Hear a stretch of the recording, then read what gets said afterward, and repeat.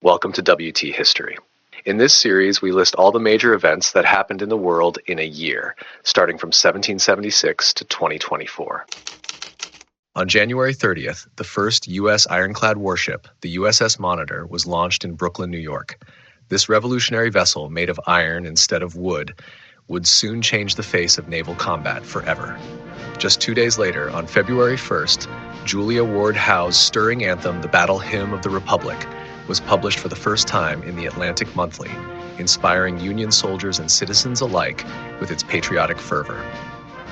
Then, on February 6th, Union General Ulysses S. Grant led his forces to victory at Fort Henry, Tennessee, marking the Union Army's first major success of the war. Within days, from February 11th to February 16th, Grant struck again, this time at Fort Donelson, also in Tennessee. After 5 days of heavy fighting, the fort surrendered, earning Grant the nickname Unconditional Surrender, Grant.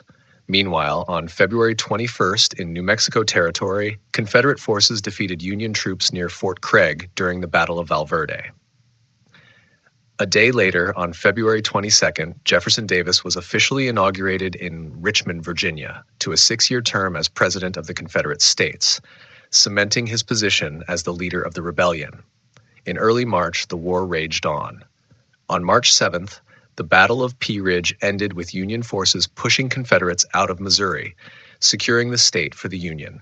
The next day, March 8th, the Confederate ironclad CSS Virginia, formerly the USS Merrimack, was launched at Hampton Roads, Virginia. That same day began the Battle of Hampton Roads, where the CSS Virginia clashed with the USS Monitor, the first battle between ironclad warships in history.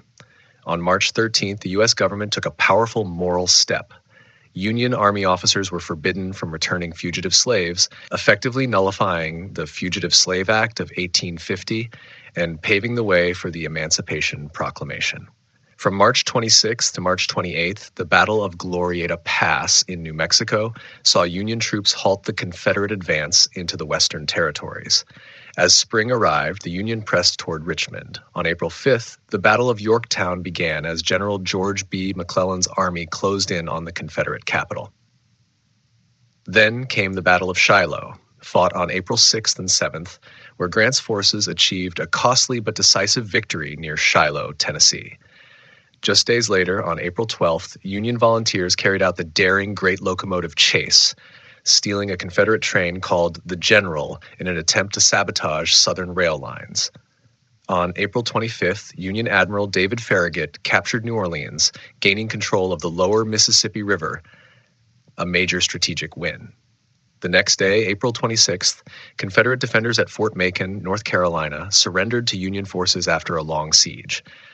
By May 11th, the damaged Confederate ironclad CSS Virginia was scuttled in the James River to prevent her capture. In early June, the Battle of Fair Oaks ended on June 1st, with both sides claiming victory. Days later, Confederate forces evacuated Fort Pillow, allowing Union troops to seize Memphis, Tennessee. The First Battle of Memphis on June 6th resulted in the city's capture by Union forces. On June 8th, Confederate General Stonewall Jackson repelled Union attacks at the Battle of Cross Keys, saving the Army of Northern Virginia from disaster. Then, on June 26th, Jackson and General Robert E. Lee defeated McClellan's forces at the Battle of Mechanicsville, the first engagement of the 7 days battles around Richmond. By midsummer, new leaders were rising. On July 16th, David Farragut became the first rear admiral in U.S. naval history. A week later, on July 23rd, Henry Halleck assumed command of the Union Army. In the South, on August 5th, Confederate troops struck back at the Battle of Baton Rouge, forcing Union soldiers to retreat into the city. The following day, August 6th, the Confederate ironclad CSS Arkansas was scuttled after being badly damaged near Baton Rouge. On August 9th, at Cedar Mountain, Virginia, Stonewall Jackson narrowly defeated Union forces under General John Pope. Then came new turmoil in the West. On August 17th, the Dakota War of 1862 began in Minnesota, when Dakota Sioux warriors attacked white settlements along the Minnesota River. Within days, on August 19th, they decided not to attack Fort Ridgely and instead turned toward the settlement of New Ulm, killing settlers along the way. That same day, Horace Greeley published his famous editorial, The Prayer of 20 Millions, urging President Lincoln to make emancipation an official war goal. From August 28th to 30th, the Second Battle of Bull Run ended in disaster for the Union, another crushing Confederate victory. At nearly the same time, on August 29th and 30th, Confederate forces under General Edmund Kirby Smith triumphed at the Battle of Richmond, Kentucky. On September 1st, Confederate troops struck retreating Union forces at Chantilly, Virginia, driving them off once again. The very next day, September 2nd, President Lincoln restored George McClellan to full command of the Union Army after John Pope's defeat. On September 5th, General Robert E. Lee led 55,000 Confederate soldiers across the Potomac River into Maryland, the South's first invasion of Northern soil. Then came September 17th, the Battle of Antietam at Sharpsburg, Maryland. It was the bloodiest single day in American history, with more than 22,000 killed, wounded, or missing. Though tactically inconclusive, it halted Lee's invasion and gave Lincoln a strategic victory. On the same day, tragedy struck at the Allegheny Arsenal in Pennsylvania, where an explosion killed 78 workers, most of them young women. 2 days later, on September 19th, Union forces under William Rosecrans defeated Confederate troops at the Battle of Iuka in Mississippi. On September 22nd, President Lincoln issued the preliminary Emancipation Proclamation, declaring that as of January 1st, 1863, all slaves in the Confederate States would be considered free. October brought more fighting. On October 8th, Union forces halted the Confederate invasion of Kentucky at the Battle of Perryville. 3 days later, on October 11th, Confederate cavalry under J.E.B. Stuart raided Chambersburg, Pennsylvania, in retaliation for Antietam. By November 5th, Lincoln removed McClellan from command once again, replacing him with General Ambrose Burnside. On November 14th, Lincoln approved Burnside's plan to attack Richmond, a plan that would lead to disaster at Fredericksburg. On November 28th, Union troops under John Blunt pushed Confederate soldiers back into the mountains at the Battle of Cane Hill in Arkansas. On December 1st, in his State of the Union address, President Lincoln reaffirmed his commitment to ending slavery. A day later, on December 2nd, the first U.S. Navy hospital ships entered service. On December 12th, the Union ironclad USS Cairo was sunk by a Confederate naval mine, the first armored ship ever destroyed by such a weapon. Then came December 13th and the Battle of Fredericksburg, where the Union Army suffered massive losses trying to storm Confederate defenses. On December 17th, General Ulysses S. Grant issued General Order No. 11, expelling all Jewish traitors from his military district, an order soon rescinded after public outrage. From December 26th to 29th, Union General William T. Sherman suffered defeat at the Battle of Chickasaw Bayou, losing 6 times as many men as the Confederates. On December 30th, tragedy struck again when the USS Monitor sank in a storm off Cape Hatteras, North Carolina. Finally, on December 31st, President Lincoln signed the act admitting West Virginia into the Union, officially splitting Virginia in 2. That same day, the Battle of Stones River began near Murfreesboro, Tennessee. Beyond the battlefield, America also saw discovery, innovation, and reform. On January 31st, Alvin Graham Clark made the first observation of Sirius B, the white dwarf companion star of Sirius, using an 18-inch telescope in Illinois. On March 13th, a smallpox epidemic in San Francisco spread northward into British Columbia. On May 15th, President Lincoln created the U.S. Bureau of Agriculture, which would later become the Department of Agriculture. 5 days later, on May 20th, he signed the Homestead Act, granting land to settlers willing to develop the frontier.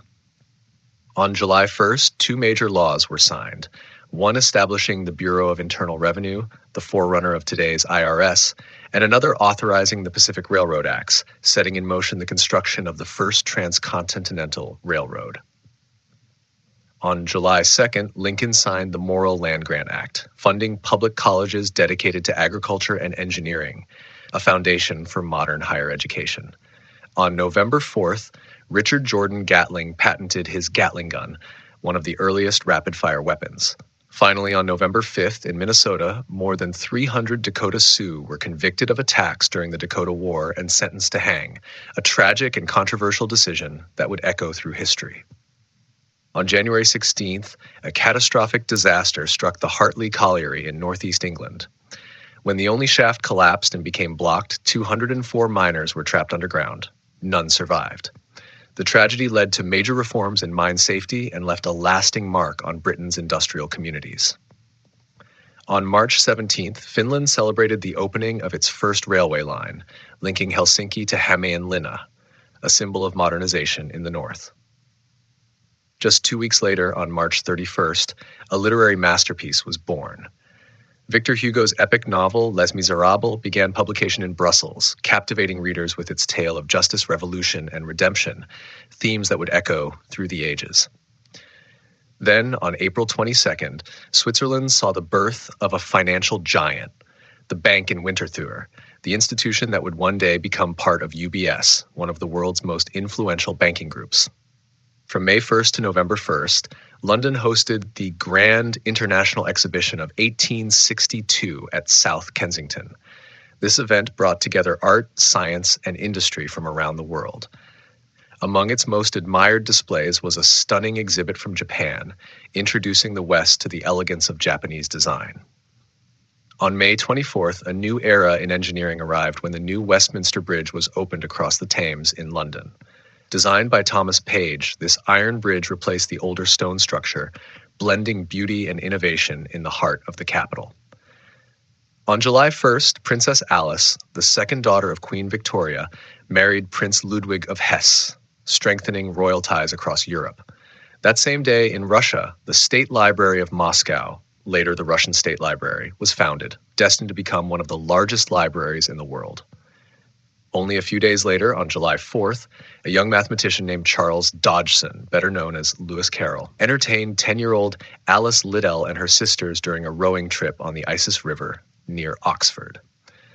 The whimsical tale he improvised that afternoon would later become one of the most beloved stories in history, Alice's Adventures in Wonderland. In the Alps, on July 18th, mountaineers made the first ascent of Dent Blanche, one of the highest peaks in Switzerland, marking another triumph of human determination. A month later, on August 21st, the Vienna Stadtpark opened to the public, a green haven in the heart of the Austrian capital that quickly became a symbol of civic pride. Autumn brought political upheaval. On September 22nd, Otto von Bismarck became Minister-President of Prussia, after the Prussian Landtag refused to approve the military budget. Just days later, on September 26th, Johann II, Prince of Liechtenstein, signed into law the Constitution of 1862, modernizing his nation's governance. And on September 29th, Bismarck gave his legendary Blood and Iron speech, declaring that the great questions of the age would be settled not by speeches and votes, but by force, words that would soon define the destiny of Germany. On October 23rd, King Otto of Greece was deposed, ending his troubled reign and paving the way for a new constitutional monarchy. Finally, on November 28th, in Nottingham, England, Notts County Football Club was founded, later recognized as the world's oldest professional football team. On January 1st, the United Kingdom annexed Lagos Island in what is today Nigeria, tightening its control over West Africa. Only a few days later, on January 6th, joint forces from France, Spain, and Britain arrived in Veracruz, Mexico, beginning their intervention in Mexican affairs. On February 2nd, New Zealand opened its first railway, constructed by the Dun Mountain Copper Mining Company, marking the dawn of modern transport in the country. On March 6th, an ammunition warehouse exploded in San Andres Chalchicomila, killing between 1,400 and 2,280 people, one of the deadliest industrial explosions in history. As spring arrived, global alliances shifted. On April 1st, both Spain and Britain withdrew from the French expedition in Mexico, leaving France to pursue its imperial ambitions alone. Just 12 days later, on April 13th, the Vietnamese government was forced to cede the territories of Bien Hoa, Gia Dinh, and Din Tung to France, deepening colonial control over Southeast Asia. Then came a moment of pride for Mexico. On May 5th, at the Battle of Puebla, General Ignacio Zaragoza led Mexican forces to a stunning victory over the French army. This triumph, against overwhelming odds, is remembered to this day as Cinco de Mayo, a celebration of Mexican resistance and unity. On June 5th, Emperor Tu Duc of Vietnam signed the Treaty of Saigon, surrendering Saigon, Kon Son Island, and 3 southern provinces to form French Cochinchina. Yet not all accepted the treaty. The guerrilla leader Trung Dinh refused to recognize French rule and continued to resist. In September, Francisco Solano Lopez rose to power as president of Paraguay, steering his nation toward an era that would later lead to the devastating Paraguayan War.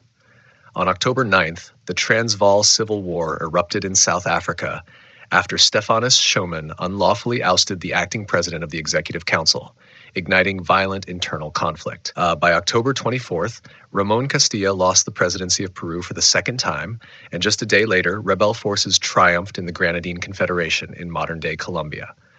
Then, in December, a dark chapter began in the Pacific. Peruvian slave raiders landed on Easter Island, launching a decade-long period of abductions and destruction that devastated the island's population and culture. Elsewhere, Anna Leonowens, a British Indian educator, accepted an invitation to teach the wives and children of King Mongkut of Siam, an experience that would later inspire The King and I. In Australia, Donald McIntyre founded a new settlement in northwest Queensland, a small town named Julia Creek, after his niece. Meanwhile, in Japan, major businesses were taking root. In Osaka, Iwai Fumisuke Shoten was established, the company that would one day evolve into the global trading giant Sojitz. And in Toyama, Sato Kogyo, later known as Sato Gumi, was founded, marking the birth of one of Japan's earliest construction enterprises. Thanks for watching. Don't forget to like, subscribe, and share. I'll see you in the next one.